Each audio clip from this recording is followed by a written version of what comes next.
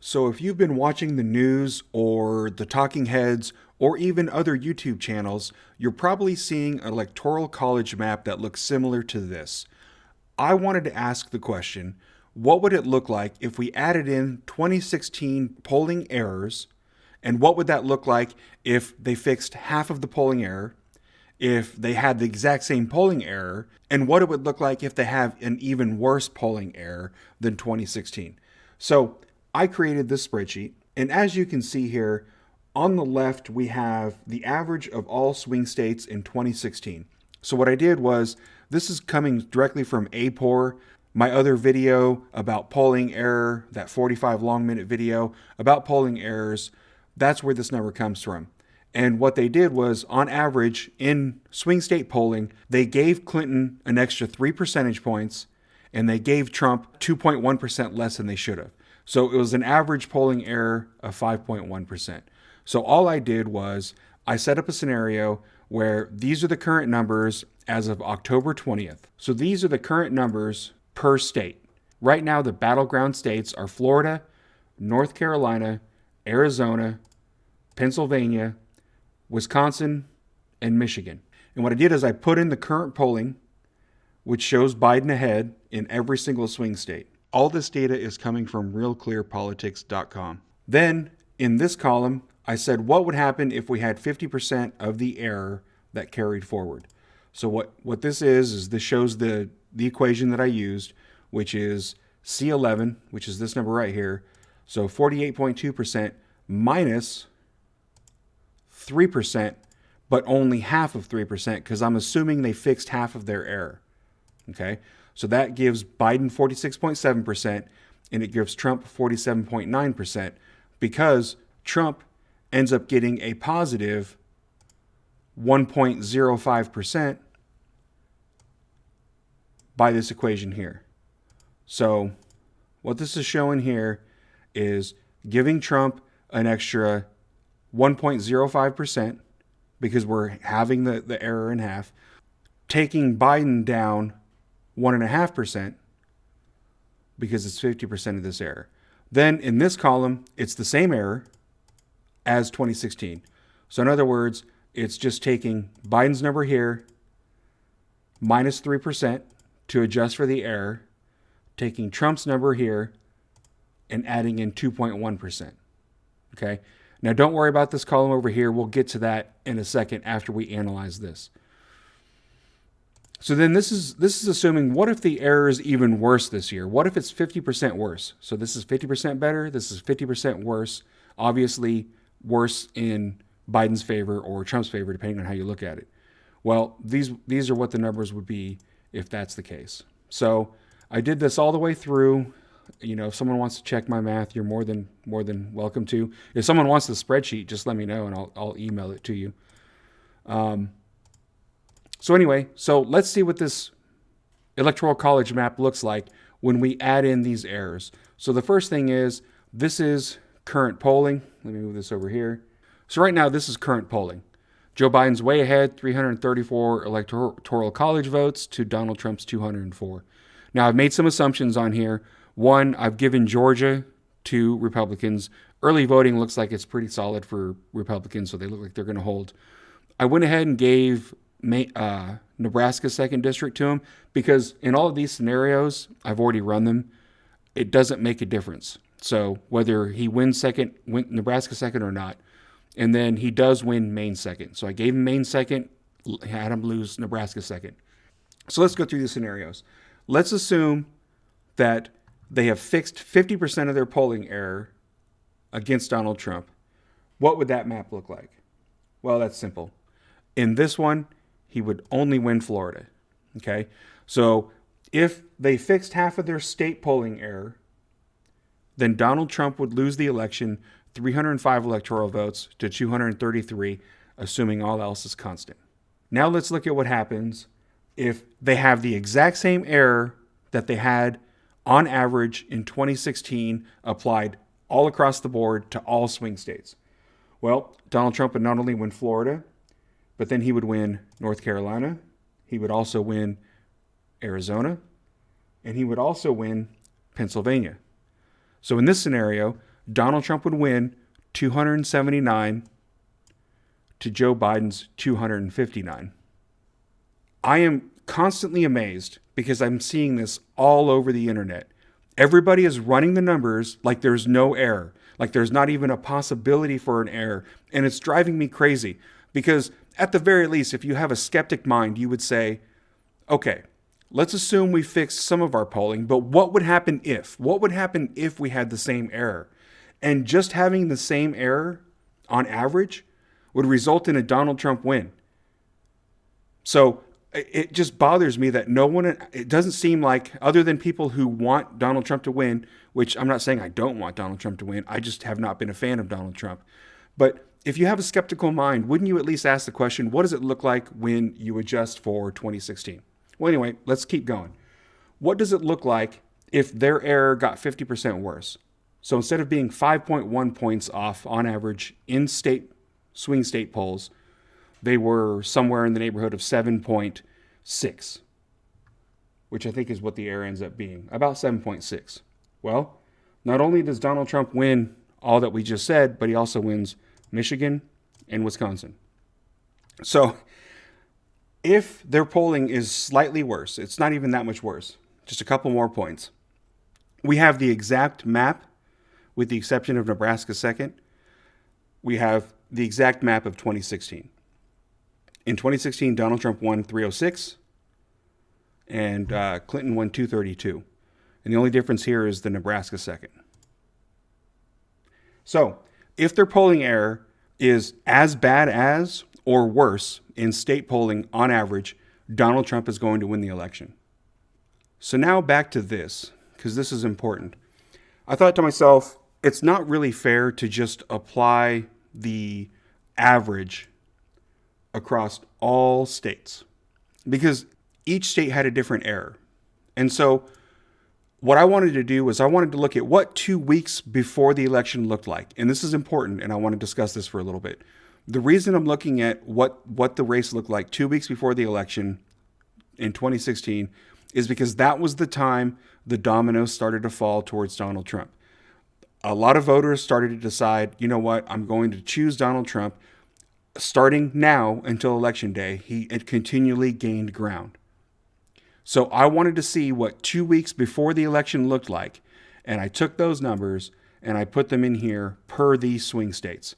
So in Florida, Clinton was ahead by 2.3. In North Carolina, Clinton was ahead by 2 percentage points.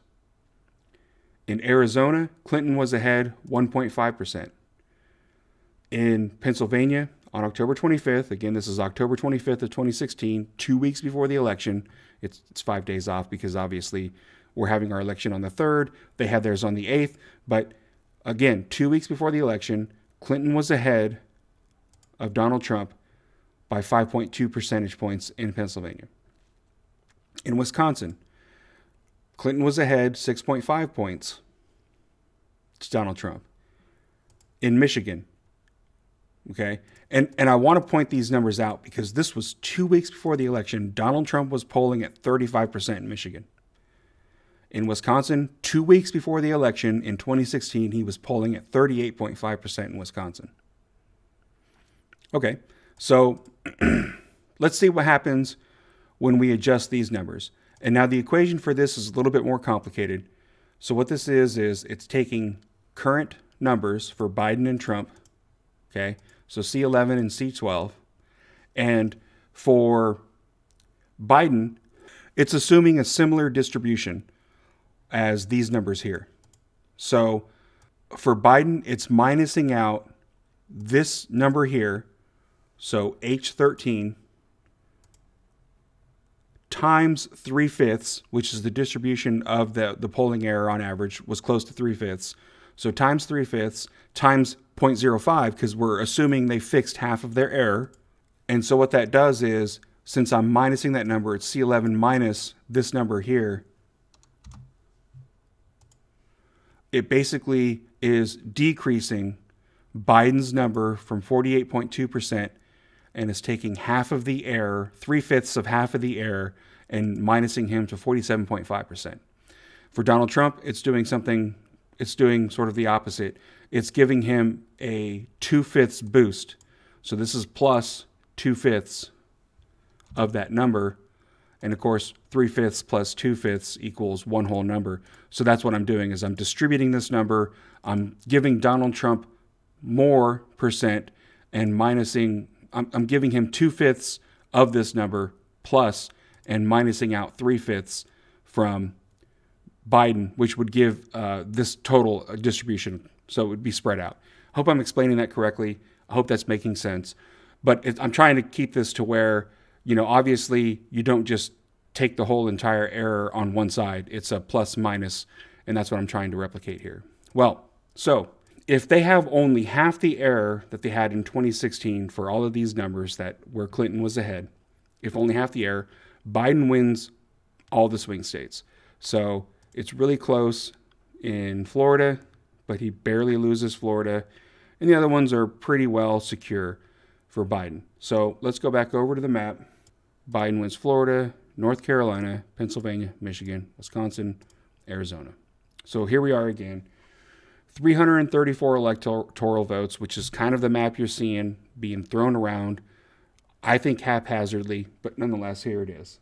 At 50% of the polling error, if they fixed half of their error and we're 2 weeks out again, this is what the map looks like.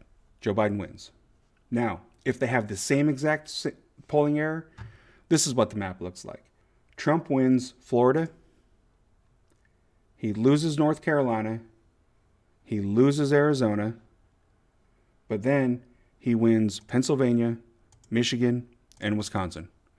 So Donald Trump would win the election 279 to 259 if the same polling error exists that existed in 2016 on October 25th, which is exactly 2 weeks before the election.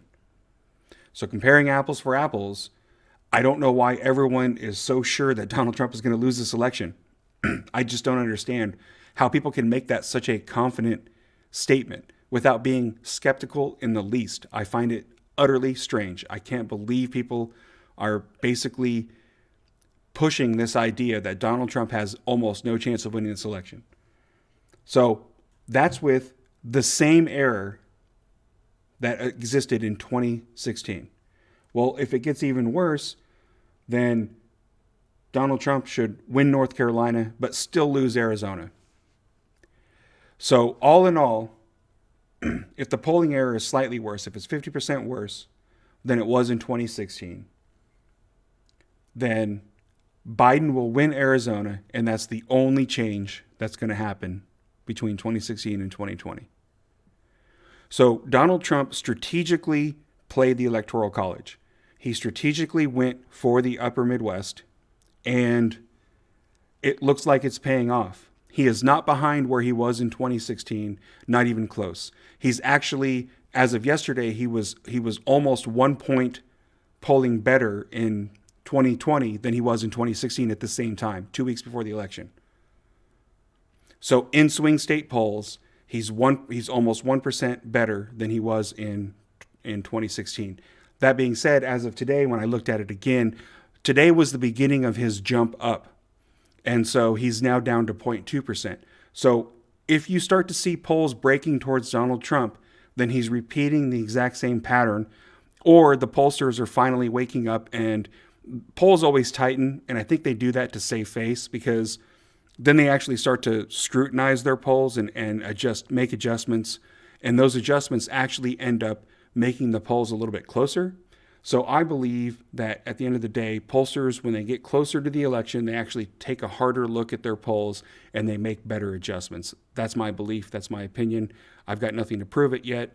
I'd love to come up with some proof, but I've got nothing to prove it at this point. But what I can say is, at this point, 2 weeks out in 2016, Donald Trump was looking as good as, or better, in this instance, than he was in 2016. So the next time you hear a political pundit or see another YouTube channel or see a friend who thinks that this is in the bag for Joe Biden, just let them think, go ahead and let them think that, because I honestly believe Donald Trump is now edging towards a 50-50 chance of winning this election. I'll probably title this, Donald Trump has a 66% chance of winning based on my models, because They're not the perfect models. They're not scientific. There's a lot of holes in it, obviously. But the truth is if they have just as much polling error as they did in 2016, Donald Trump is on track to win this election. Take that for what it's worth. I'm getting closer and closer to saying Donald Trump has better than a 50% chance of winning this election, personally. I'm also thinking about voting for him. I still haven't made up my mind. So I'm either voting for him or I'm not. I'm not voting for Joe Biden. Anyway, make sure you share this video with your friends, like and subscribe for more. I will be putting out more content like this as time goes on. Thank you for watching, and I will see you next video.